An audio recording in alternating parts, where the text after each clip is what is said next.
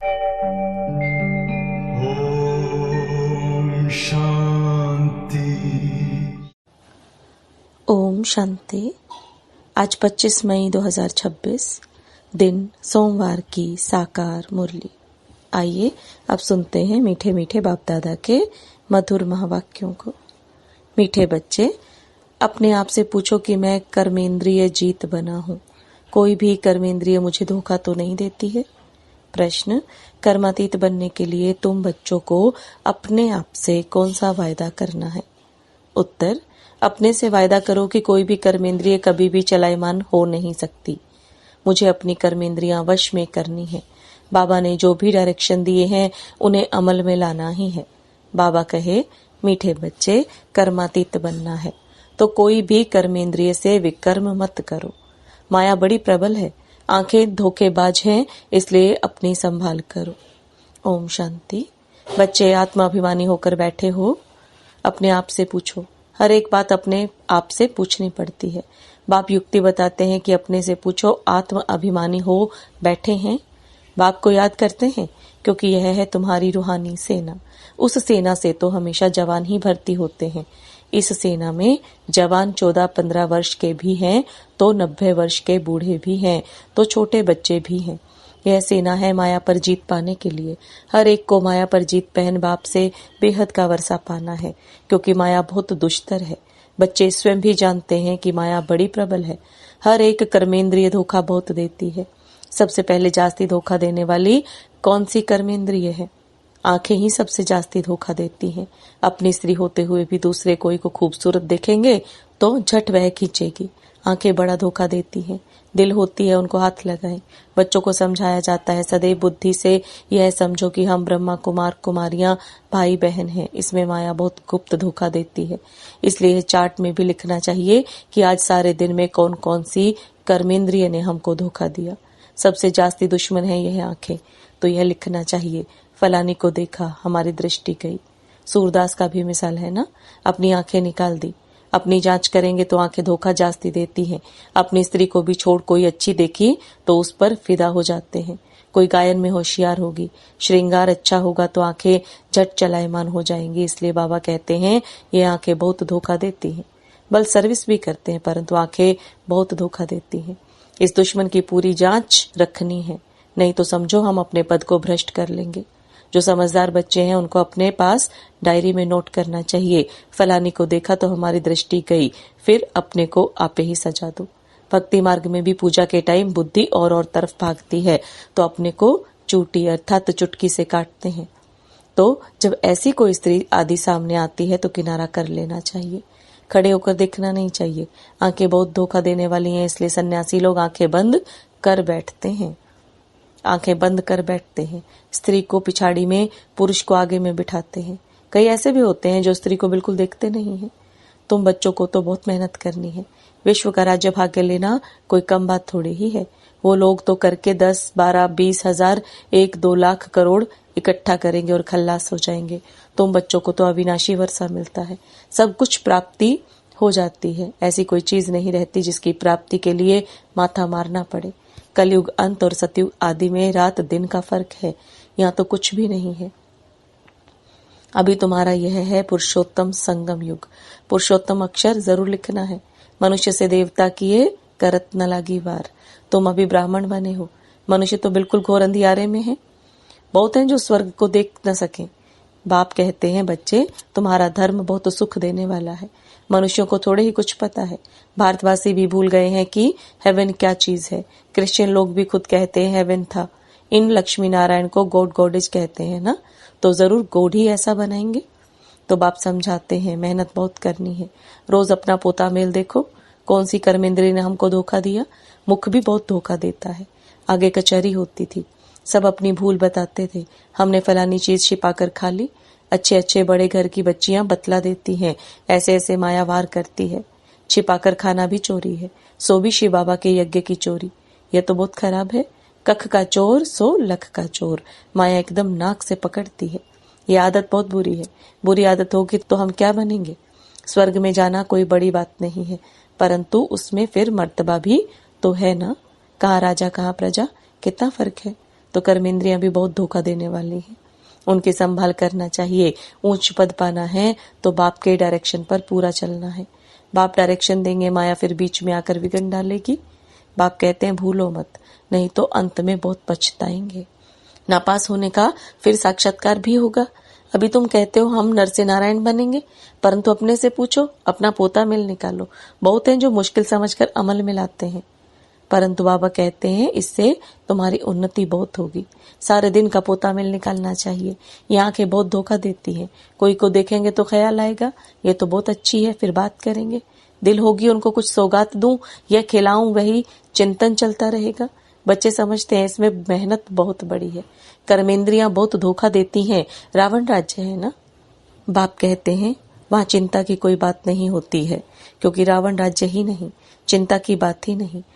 वहां भी चिंता हो तो फिर नर्क और स्वर्ग में फर्क ही क्या रहे। तुम बच्चे बहुत बहुत ऊंच पद पाने के लिए भगवान से पढ़ते हो। बाप समझाते हैं माया निंदा कराती है। तुमने अपकार किया, मैं उपकार करता हूँ। बच्चे तुम अगर कुदृष्टि रखेंगे तो अपना ही नुकसान करेंगे। बहुत बड़ी मंजिल है, इसलिए बाबा कहते हैं अपना पोता मेल देखो। कोई विकर्म तो नहीं किया, किसी को धोखा तो नहीं दिया। अब विकर्माजीत बनना है। विकर्माजीत के संवत का किसी को पता नहीं है सिवाय तुम बच्चों के। बाप ने समझाया है विकर्माजीत को 5000 वर्ष हुए, फिर विक्रम करते हैं तो वाम मार्ग में जाते हैं। कर्म अकर्म विकर्म अक्षर तो है ना। माया के राज्य में मनुष्य जो भी कर्म करते हैं वह विकर्म ही बनता है। सतयुग में विकार होते नहीं तो विकर्म भी कोई बनता नहीं। यह भी तुम जानते हो, क्योंकि तुमको ज्ञान का तीसरा नेत्र मिला है। तुम त्रिनेत्री बने हो तो त्रिकालदर्शी त्रिनेत्री बनाने वाला है बाप। तुम आस्तिक बने हो तब त्रिकालदर्शी बने हो। सारे ड्रामा का राज बुद्धि में है। मूल वतन, सूक्ष्म वतन, स्थूल वतन, 84 का चक्र, फिर और धर्म वृद्धि को पाते हैं। वे कोई सदगति नहीं कर सकते, उनको गुरु भी नहीं कह सकते हैं। सर्व की सदगति करने वाला एक ही बाप है। अभी सबकी सदगति होनी है। वह धर्म स्थापक कहे जाते हैं, गुरु नहीं। धर्म स्थापक धर्म स्थापन करने के निमित्त बने हैं, बाकी सदगति थोड़े ही करते हैं। उनको याद करने से कोई सदगति नहीं हो सकती, विकर्म विनाश नहीं हो सकते। वह सब है भक्ति। तो बाप समझाते हैं माया बड़ी दुष्टर है, इस पर ही लड़ाई होती है। तुम हो शिव शक्ति पांडव सेना, तुम सब पंडे हो। शांति धाम सुख धाम का रास्ता बताते हो, गाइड्स तुम हो। कहते हो बाप को याद करो तो विकर्म विनाश होंगे, और फिर दूसरे तरफ अगर कोई पाप कर्म करेंगे तो 100 गुना पाप लग जाएगा। जितना हो सके कोई विकर्म नहीं करना चाहिए। कर्मेंद्रियां धोखा बहुत देती हैं। बाप हर एक की चलन से समझ जाते हैं। बच्चों को माया के तूफान आते हैं, स्त्री पुरुष समझने से ही तूफान आते हैं।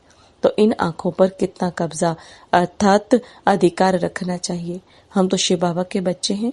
बाप से अंजाम कर राखी भी बांधते, फिर भी माया धोखा दे देती है, फिर छूट नहीं सकते हैं। कर्मेंद्रियां जब वश हो तब कर्मातीत अवस्था हो सके। कहना तो सहज है कि हम लक्ष्मी नारायण बनेंगे, परंतु समझ भी चाहिए ना। बाप कहते हैं डायरेक्शन पर अमल करो, बाबा बाबा करते रहो। बाबा से हम पूरा वर्षा लेंगे। ऐसा टीचर कभी भी कहाँ भी नहीं मिलेगा। इन सब बातों को देवताएं भी नहीं जानते तो पिछाड़ी के धर्म वाले फिर कैसे जान सकते हैं। बाबा कहते हैं मैं कुछ कहूँ तो भी समझो। ये शिव बाबा कहते हैं ऐसे मत समझो कि यह दादा कहते हैं, यह तो मेरा रथ है, यह क्या करता। तुम बच्चों को राजाई मैं देता हूँ, यह रथ थोड़े ही देता है, यह तो बिल्कुल बेकर है। यह भी बाबा से वर्षा लेता है, जैसे तुम पुरुषार्थ करते हो वैसे यह भी करता है। यह भी स्टूडेंट लाइफ में है। यह रथ लोन पर लिया हुआ है, तमो प्रधान है। तुम पूज्य देवता बनने के लिए, मनुष्य से देवता बनने के लिए पढ़ते हो। कोई की तकदीर में नहीं है तो कहते हैं मुझे तो संशय है। शिव बाबा कैसे आकर पढ़ाते हैं, मुझे तो समझ में नहीं आता है। बाप की याद बिगर विकर्म विनाश हो न सके। पूरी सजा खानी पड़ेगी। यह राजाई स्थापन हो रही है। राजाओं को कितनी दासियां होती हैं। बाबा तो राजाओं के कनेक्शन में आया हुआ है। दासियां दहेज में देते हैं। यहाँ ही इतनी दासियां हैं तो सतयुग में कितनी होंगी। यह भी राजधानी स्थापन हो रही है। बाबा जानते हैं बच्चे क्या क्या कर रहे हैं। हर एक के पोता मेल से बाबा बता सकते हैं। इस समय मर जाएं तो क्या बनेंगे। कर्मातीत अवस्था को पिछाड़ी में सब नंबरवार पाते हैं तो यह कमाई है। कमाई में मनुष्य कितने बिजी रहते हैं। खाना खाते रहेंगे, टेलीफोन कान पर होगा। ऐसे आदमी तो ज्ञान उठा ना सके। यहाँ गरीब साधारण ही आते हैं। साहूकार लोग तो कहेंगे फुर्सत कहाँ। अरे सिर्फ बाप को याद करो तो विकर्म विनाश हो जाए। तो बाबा मीठे मीठे बच्चों को बार बार समझाते हैं। हर एक को यह पैगाम देना है, जो ऐसा कोई न कहे कि हमको क्या पता शिव बाबा आया हुआ है।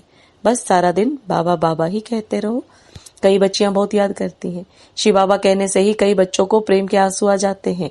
कब जाकर मिलेंगे, देखा नहीं है तो भी तड़पती रहती हैं, और देखे हुए फिर मानते नहीं।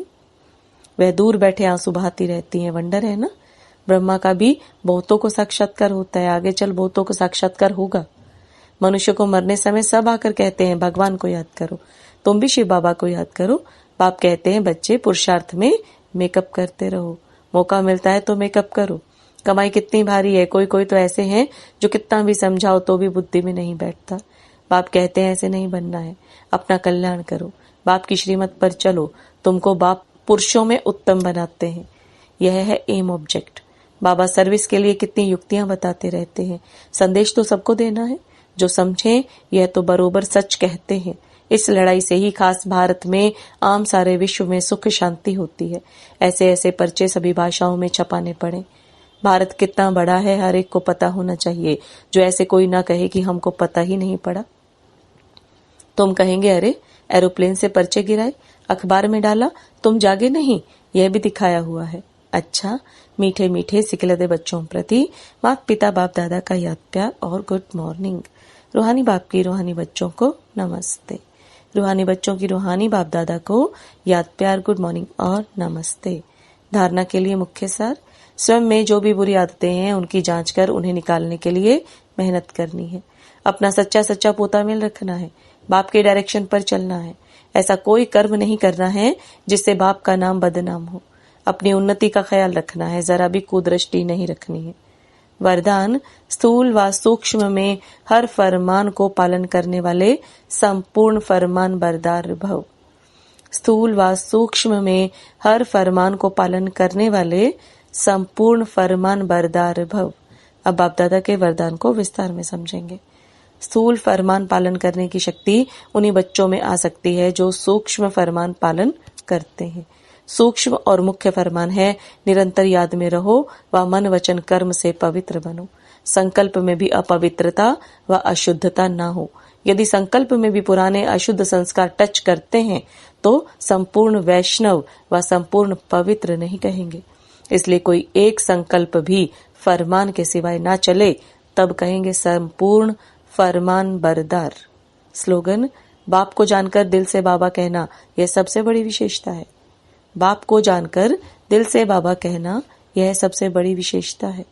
ये अव्यक्त इशारे सदा अचल अडोल एकरस स्थिति का अनुभव करो। एकरस स्थिति बनाने के लिए कर्मयोगी बनो।